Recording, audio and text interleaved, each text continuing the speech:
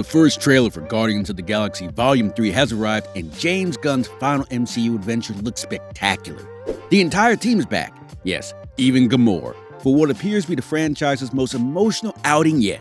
We're sure you missed many important details while you were feeling all the emotions. Don't worry, we are here to keep you in the loop. So, let's get started. The Obelisk is back. The Guardians are stopped during their attempt to flee by a huge creature with rows of teeth near the end of the trailer. Though it's a blink and you'll miss it moment, we've seen the enormous monster before. This is the Obelisk that the group battled in Guardians of the Galaxy Volume 2's opening scene. Remember that group dance? Yes, it's the same monster that the Guardians were fighting in the background. Given that they were on the Sovereign planet when they first came across the Obelisk, this might reveal where the Guardians are in Volume 3. Well, they might be anywhere, as this monster is a multi-dimensional being, but they are most likely on Sovereign since Adam Warlock appears in the movie. Since the first Obelisk from Volume 2 was destroyed, it appears that there was more than one of these creatures. What his motive is this time, we'll only find out after watching the movie. Adam Warlock. Okay, so this isn't some major Easter egg you might have missed because we all knew Adam Warlock would appear in Volume 3. I think I shall call him Adam. What's more intriguing is how Adam is emulating Vision's style and how he looks. The center of the Golden Gladiator's forehead is adorned with a silver gem in the form of a diamond. Is this an Infinity Stone? Well, yes.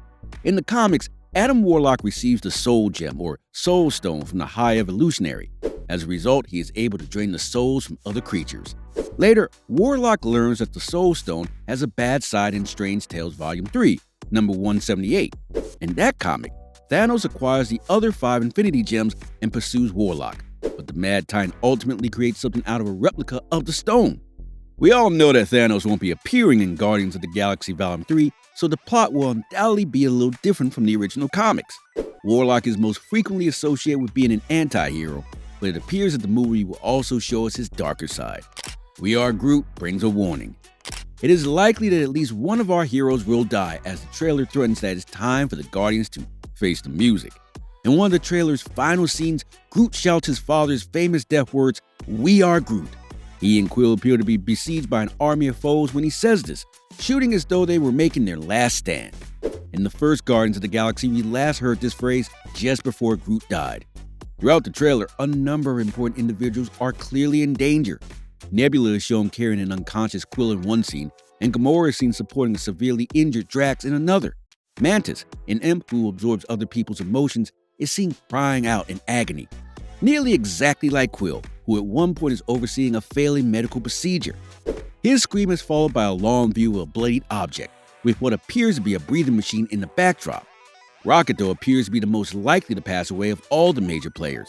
He sobs menacingly. We'll all fly away together through his tears, one last time into the forever, that beautiful sky. Rocket is also seen bathed in a white, vast heavenly light in one of the trailer's quick shots.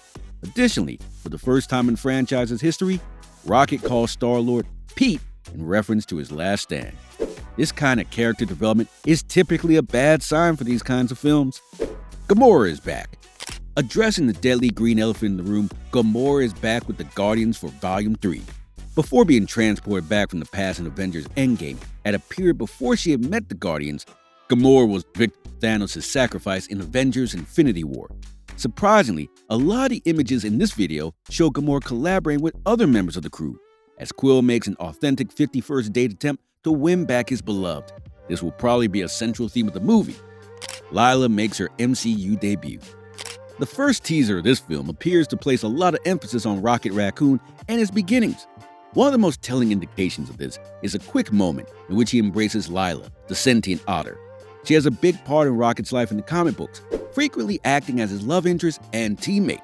And now she finally makes her big debut in the Marvel Cinematic Universe.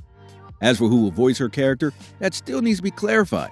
Back in 2019, there were some reports that she would be portrayed by none other than Lady Gaga.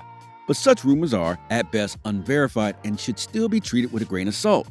In any case, revealing her character now is a huge step for Gunn and the team should give the movie and Rocket's past another emotional element. Bonus fun facts. The team's vivid Technicolor spacesuits, which they wore for what appeared to be a lengthy spacewalking sequence, was a striking wardrobe moment.